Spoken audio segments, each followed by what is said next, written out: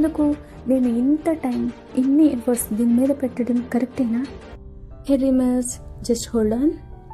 Have you ever felt like the whole world is moving forward but you are still standing in the same place?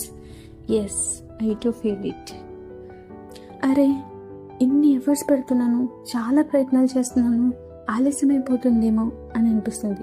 ఎంత చేస్తున్నా success రావట్లేదు అనే ఆందోళన. ఎందుకు నేను ఇంత టైం, ఇన్ని ఎఫర్ట్స్ దీని మీద పెట్టడం కరెక్టేనా? లేదా ఇంకా ఏదైనా చూసుకోవాలా? ఏంటి క్వశ్చన్స్ బ్రెయిన్లో ట్రిగ్గర్ అవుతూ ఉంటాయి. కానీ ఒకటి గుర్తుపెట్టుకోవాలి, falling is not falling, it's just learning how to rise stronger and stronger. I know one day all this sleepless nights, all these sacrifices, all these efforts will turn into the success we dreamed of. Trust yourself.